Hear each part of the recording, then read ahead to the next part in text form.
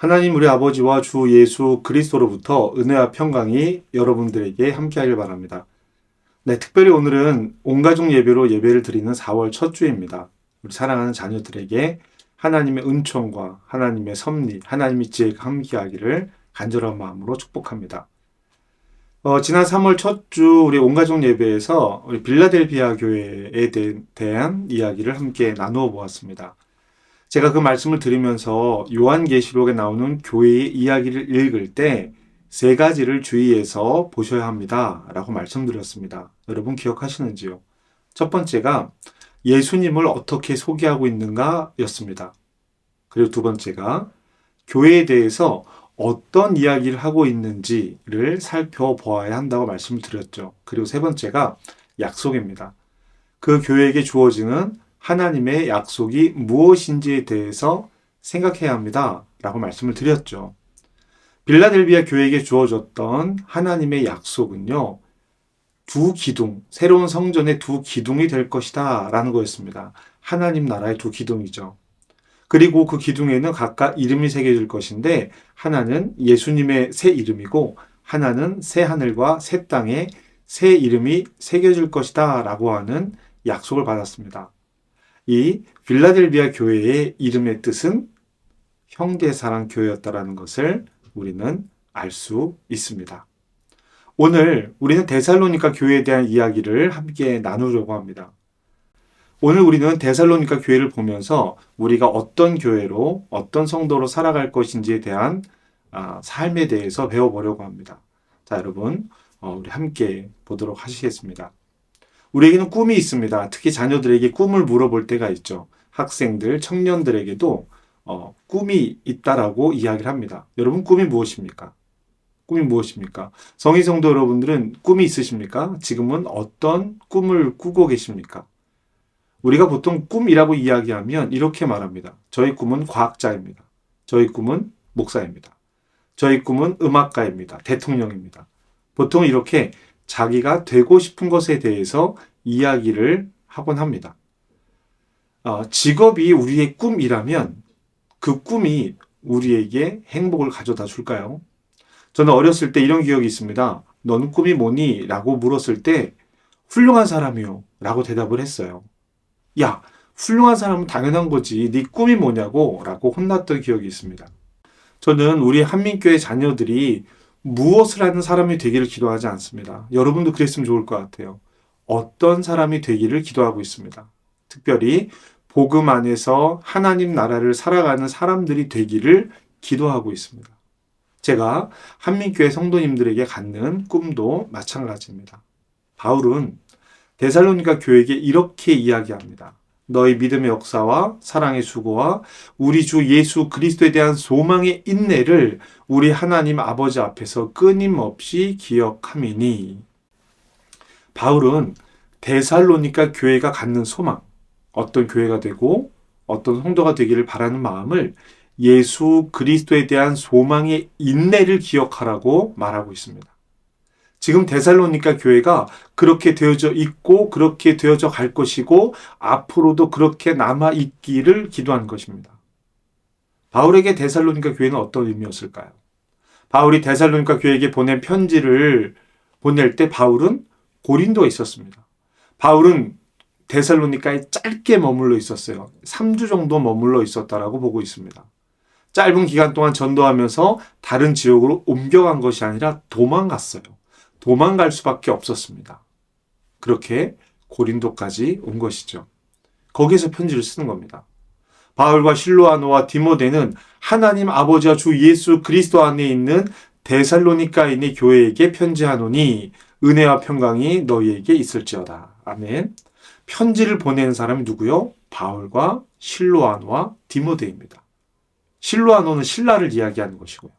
바울의 두 번째 전도 여행은 바나바가 아닌 신라와 함께 전도 여행을 떠났는데요. 아마도 이 편지를 바울이 말하는 것을 신라가 적고 이 편지를 디모데가 데살로니가 교회에게 전한 것으로 보입니다. 바울이 지금 누구에게 편지를 보내고 있습니까? 데살로니가 교회? 맞습니까? 여러분 그래요? 다시 한번 자세히 말씀을 보면요. 데살로니가 교회가 아니라 데살로니가인의 교회라고 말하고 있습니다. 성경에 기록된 교회라는 단어가 이 단어가 제일 처음이에요. 말로서는 어떻게 되는지 모르겠습니다. 그러나 글로서 교회라는 말을 처음 사용한 것은 사도 바울이고 데살로니가전서 1장 1절에 나오는 이 말입니다. 그전에는 회당이라는 말을 주로 사용했습니다. 그리고 회당에서 복음을 전하기도 했고요. 데살로니가전서가 그 어떤 성경보다 먼저 기록되어져 있기 때문에 글로 기록된 것은 데살로니가 교회가 처음이고 교회라는 언어는 사도 바울이 처음 사용했다라는 것이 옳을 것입니다. 바울은 어떤 의미에서 교회라는 말을 사용하고 있을까요? 교회라고 번역된 헬라어 에클레시아는요, 어디로부터 불러내다 라는 뜻을 가진 두 말의 합성어입니다. 에클레시아, 어디로부터 부르다. 요즘은 교회를 건물로 이해하는 경우가 참 많은데요. 에클레시아, 교회는 사람의 모임을 어디로부터 불러낸 사람들이라는 뜻을 가지고 있는 것입니다. 그러니까 내가 교회가 되는 것이죠. 그러면 어디로부터 불러내느냐라는 거예요. 구약에서 하나님이 거룩하니 너희도 거룩하라 라는 말씀이 있습니다. 여러분 기억하시죠? 신약교회에서는요, 이것이 교회라는 말로 사용되는 거예요. 거룩은 구별하다는 뜻입니다. 무엇으로부터 구별하느냐? 어딘가 무엇 다른 것으로부터 구별하라는 뜻이 되겠죠. 무엇으로부터 불러내는가? 교회는 무엇으로부터 불러내는가?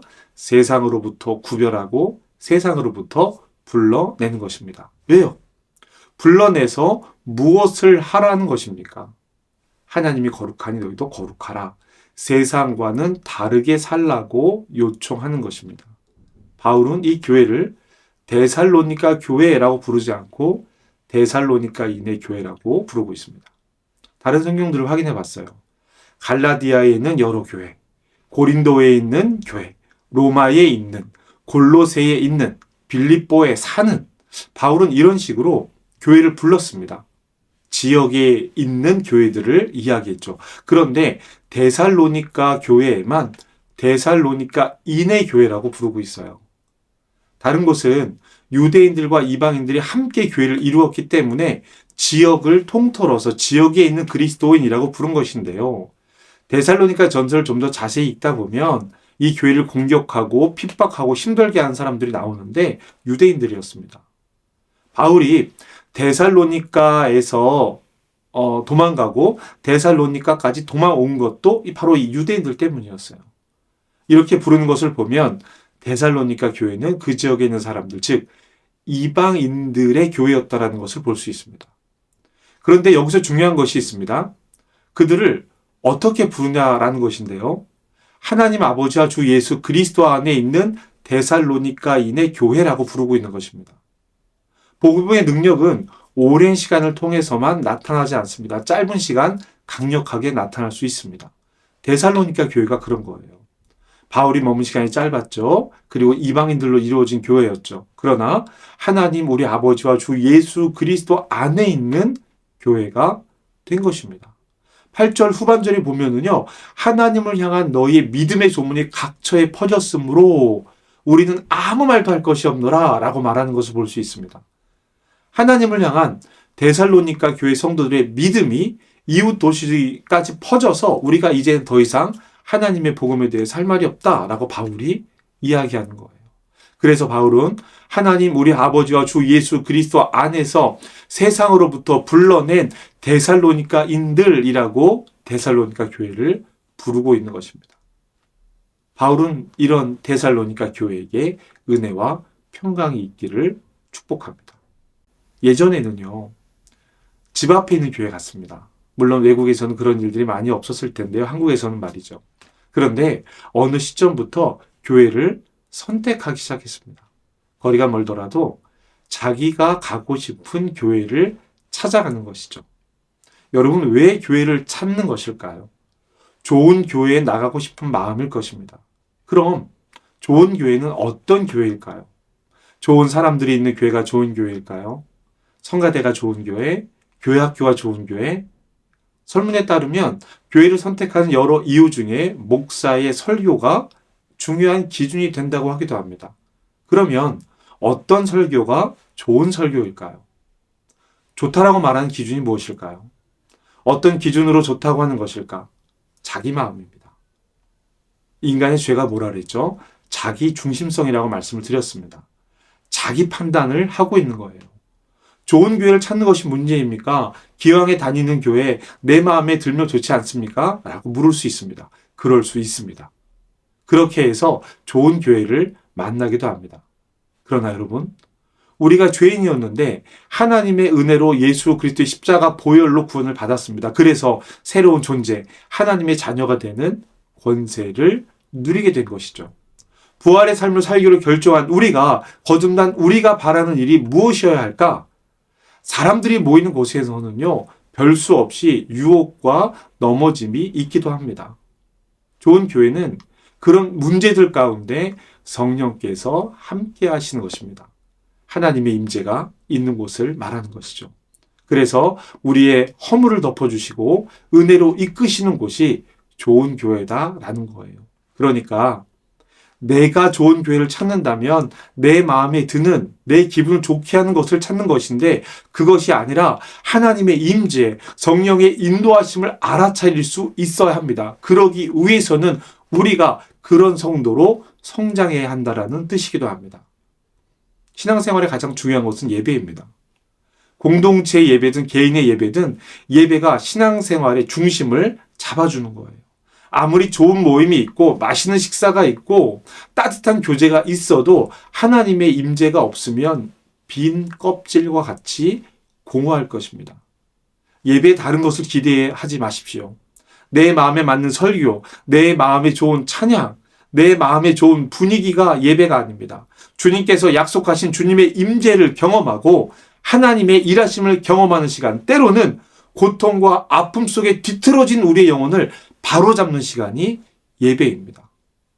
평강은 하나님께서 나를 얼마나 사랑하시는지 아는 사람들이 갖는 자유예요. 우리는 세상을 살면서 많은 어려움을 겪습니다. 그것은 각자 다르게 느끼는 것이기 때문에 이것은 이만큼입니다 라고 평가할 수 없어요. 눈물도 있고 아픔도 있습니다. 그러나 하나님께서 나를 사랑하시고 나를 좋아하신다고 고백하는 사람은 어떤 어려움이 와도 어떤 문제가 있어도 흔들리지 않습니다. 고요를 빼앗기지 않고 평강을 누려요. 이것 또한 은혜입니다. 사랑하는 우리 한민교회 자녀 여러분, 어린이 여러분, 하나님께서 여러분을 사랑하십니다. 하나님께서 여러분을 좋아하세요. 여러분을 사랑하시고 여러분을 좋아하신 하나님을 여러분도 사랑하고 좋아하면 얼마나 좋을까요? 여러분 그렇게 할 수 있죠? 우리 다 같이 3절 말씀을 읽어보겠습니다.